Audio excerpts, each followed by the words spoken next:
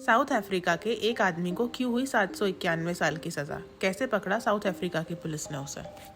40 साल के नकासीनाथी फकाती का जीवन बाहर से देखने पर तो किसी आम इंसान जैसा ही था। बीवी, बच्चे और एक खुशहाल परिवार। उसके परिवार का भी यही कहना था कि वो एक लविंग एंड केयरिंग इंसान है, पर असलियत कुछ और ही थी।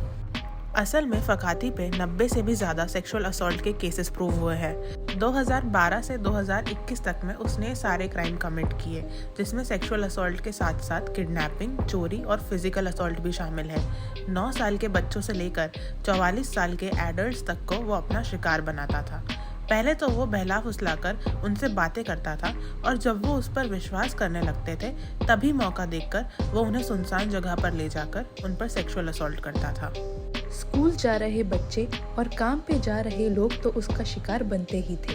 साथ ही साथ वो इलेक्ट्रीशियन या टेक्नीशियन बनकर लोगों के घरों में घुसकर उन लोगों को भी अपना शिकार बनाता था। और इस तरह उसने 9 साल में 90 से भी ज़्यादा सेक्सुअल असॉल्ट जैसे क्राइम्स कमिट किए। खुद क्राइम कमिट करने के साथ साथ वो अपने विक्टिम्स को भी मजबूर करता था कि वो उन क्राइम्स को होते हुए देखें और खुद अपने फीमेल फ्रेंड्स के ऊपर वो क्राइम्स कमिट करें। उसके ज़्यादातर क्राइम्स एकुरेलेनी में उसने कमिट किए थे और इसलिए उसे एकुरेलेनी सीरियल रेपिस्ट के नाम से भी जाना जाने लगा था।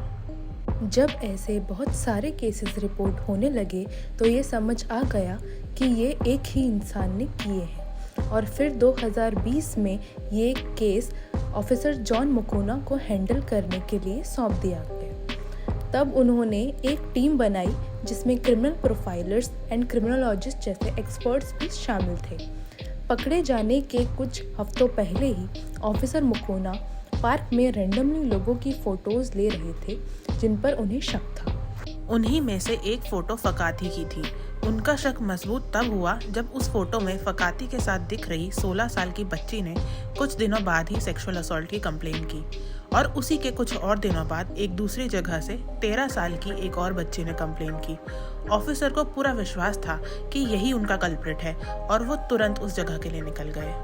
क्योंकि उनके पास फकाती की फ़ोटो थी, उनके लिए उसे पहचानना मुश्किल नहीं था। पुलिस को देखकर फकाती भागने लगा और इसी दौरान उसके एक पैर में गोली लग गई और उसका वो पैर पूरी तरह बेकार हो गया। 3 साल बाद फाइनली उसको उसके किए की सज़ा मिली, जो थी 42 life sentences and 791 years in jail. फकाती ने अपने डिफेंस में ये कहा था कि उसका एक पैर चले जाने की वजह से अब वो ऐसे कोई क्राइम्स कमिट नहीं कर सकता और उसने पहले ही 3 साल जेल में बिता दिए हैं, इसलिए उसकी सज़ा कम होनी चाहिए। इतने सारे और इतने घिनौने क्राइम्स करने के बाद और इतने बच्चों का जीवन बर्बाद करने के बाद भी उसमें इतनी हिम्मत थी कि वो अपनी सज़ा कम करवाने की मांग करे। मगर जजेस ने क्राइम की गंभीरता को देखते हुए उसकी सभी बेफिजूल मांगे मानने से इनकार कर दी।